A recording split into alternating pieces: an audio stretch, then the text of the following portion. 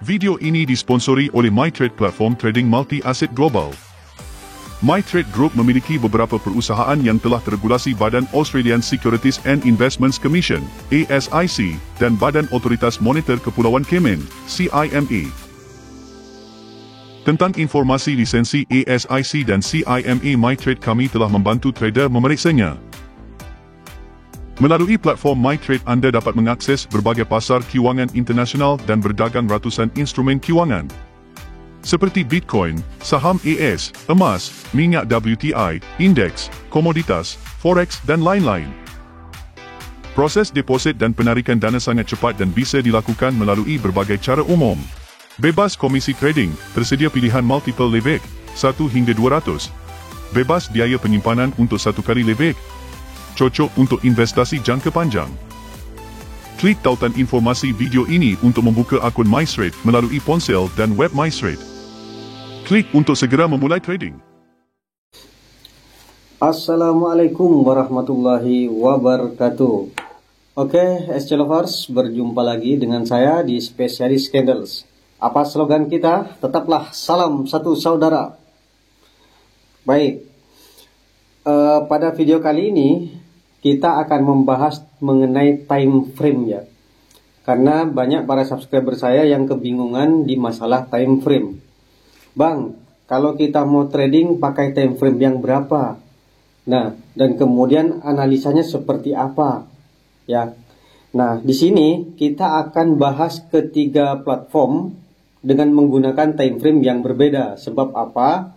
Beda-beda platform, beda juga cara penggunaan time frame-nya. Contohnya seperti ini. Kita akan menggunakan time frame berapa di forex, kita akan menggunakan time frame berapa di cryptocurrency, dan kita menggunakan time frame berapa untuk di saham. Nah, nanti akan kita bahas ketiga-tiganya ini setelah yang berikut ini. Oke, stay tune.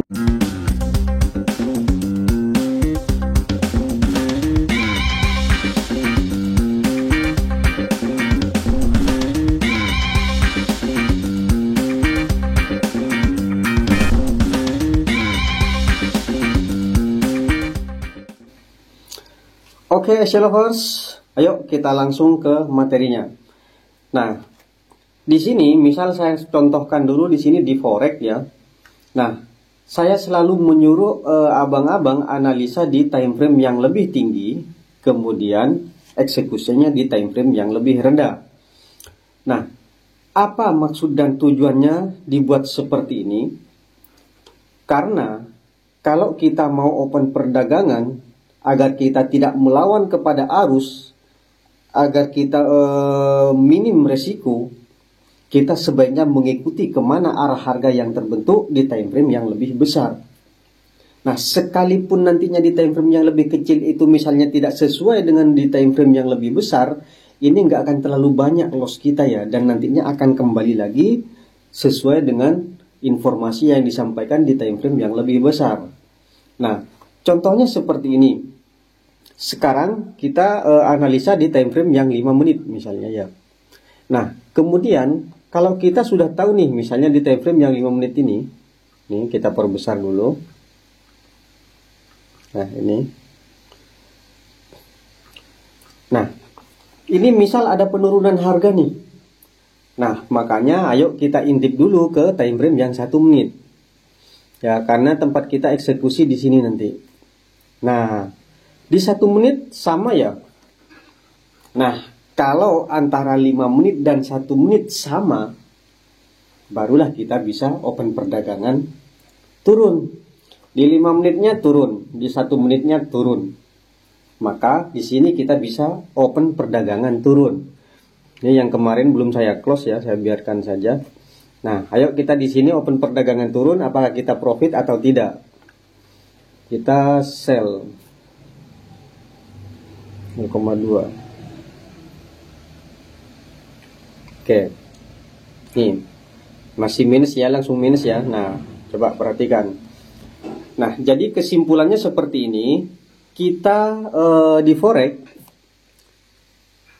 kalau boleh saya sarankan, analisa minimal di time frame yang 5 menit, maksimal analisa kita di time frame yang 1 jam. Tetapi eksekusinya tetap di time frame yang 1 menit. Ya, ini kalau di forex. Bagaimana kalau di kripto? Nah, kalau di kripto sebisa mungkin kita analisa di time frame yang 1 jam, ya.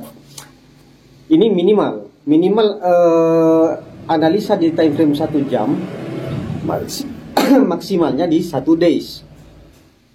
Ya. Ingat bahasa saya di kripto berdasarkan apa yang saya alami, ya, karena saya ini hanya berbagi, barangkali ini bermanfaat buat abang-abang semua. Kripto minimal kita analisa di time frame yang 1 jam. Maksimal kita analisa di time frame yang 1 days. Nah, nanti bagaimana caranya?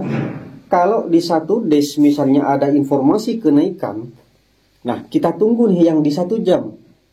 Kalau di 1 jam masih penurunan, maka kita tunggu dulu, jangan open perdagangan dulu, hingga yang di 1 jam ini nantinya sama informasinya dengan di time frame yang 1 days, yaitu sama-sama kenaikan harga. Nah, kalau di 1 jam sudah ada kenaikan harga, barulah kita entry naik di time frame yang rendah tadi. Ya. Nah, kemudian kita beralih ke saham misalnya ya. Saham ini berbicara saya sendiri. Menurut saya pribadi, kalau boleh saya sarankan, kalau analisa di saham berdasarkan rumus X plus Y sama dengan 0 ini, abang analisa di time frame yang 1 bulan. Ya.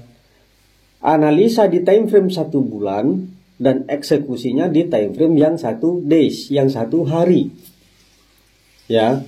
Ingat ya, ini mungkin membantu buat abang-abang para trader pemula, yang pro sekalipun mungkin ini membantu. Karena kalau abang mengikuti jalurnya pasar, kemana arah harga akan bergerak, kita akan profit. Nah, nih, perhatikan yang tadi benar ya, turun ya. Ingat loh bang, kita bukan dukun. Ya, nih, nanti dibilangnya editan. Terkadang dulu seperti itu ya. Kalau saya profit terus, bilangnya, wah ini editan nih. Ya nih, saya goyang nih. Nih. Coba perhatikan, ini sekarang profitnya $3 udah ya. Tadi udah $5 sebenarnya, cuman nggak saya close. Nah, karena ini hanya contoh saja ya, kita buat contoh saja buat abang.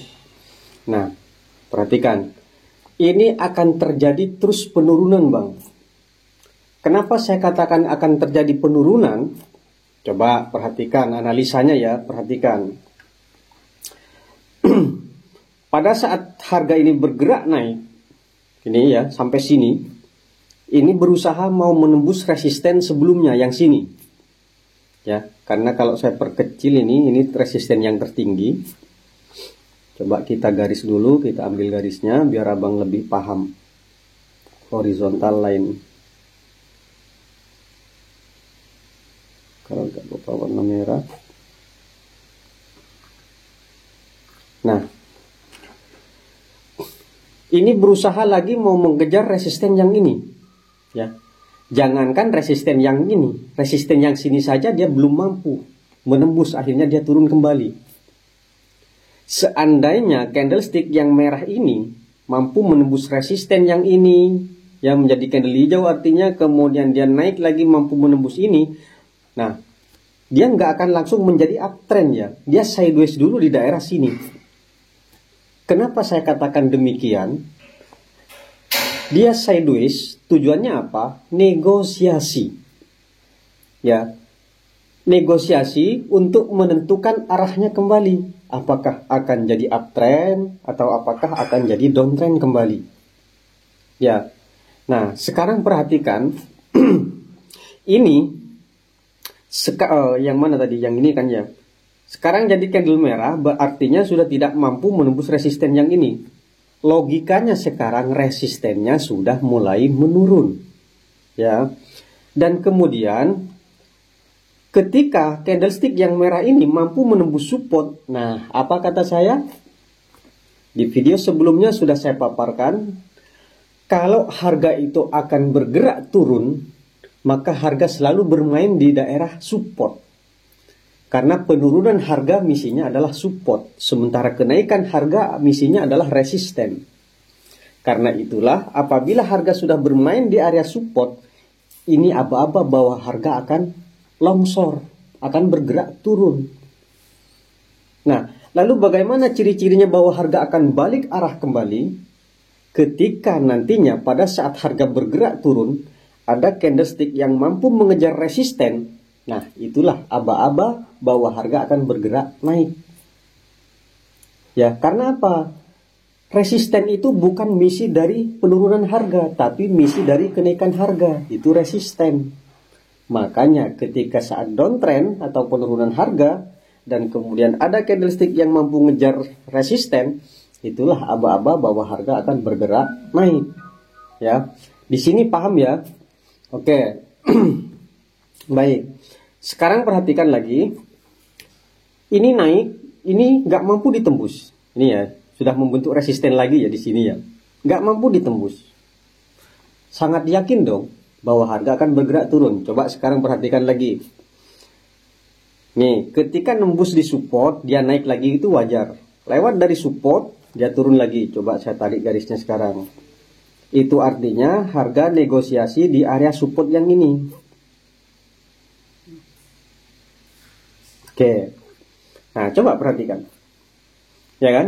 Nah, ini ilmu yang nyata sebenarnya Bang, ilmu daging ya.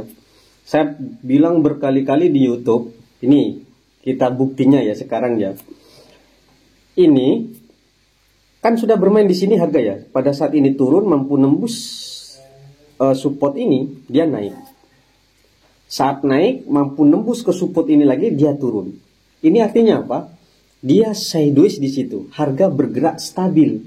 Inilah yang saya katakan dengan rumus X plus Y sama dengan 0.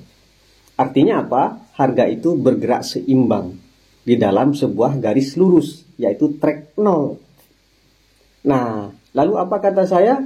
Bagaimana jika harga tidak bergerak stabil atau seimbang atau sideways? Maka nanti akan terjadilah perubahan harga. Kemana arah harganya? Tergantung candlestick yang bergerak ini, yang berjalan ini. Nah, sekarang coba perhatikan. Nih, sudah $7.80, $7.60. Tuh. Kita close ya. Kita close semua sekarang. Oh, nggak usah di close aja, biarin aja. Dia masih akan turun. Ya. Nah, ini lagi perhatikan nih resistennya. Terus menurunnya, teng menurun. Ya. Dan ingat, ini kan track nolnya, ya. Tadi kan bermain di support ini, artinya apa? Ini menjadi track 0. Nah sekarang candlestick yang merah ini seharusnya naik, ya tidak? Tapi di sini malah turun. Jelas ya, daging ya. Baik, semoga ini bermanfaat buat abang-abang semua. Dan besar harapan saya, semua trader, apalagi subscriber saya, mudah-mudahan bangkit di dunia trading. Apakah mungkin Bang? Insya Allah bisa. Logikanya, kalau saya bisa, kenapa abang kok tidak bisa? Ingat ya Bang, saya bukan afiliator. Ya, karena itu, jangan beranggapan, wah ini menguntungkan nih sama Bang Herman. Saya hanya berbagi. Yang menguntungkan ke saya ini gaji dari YouTube. Ya. Karena saya berbagi, ya YouTube katakan gaji kita, jadi kita juga dapat dari YouTube, ya. Dan semoga ini bermanfaat buat abang-abang semua, ya. Dan intinya kalau abang paham membaca arah harga kemana akan bergerak, abang sudah bisa menjadi seorang trader. Oke, saya akhiri. Wassalamualaikum warahmatullahi wabarakatuh. Salam satu saudara.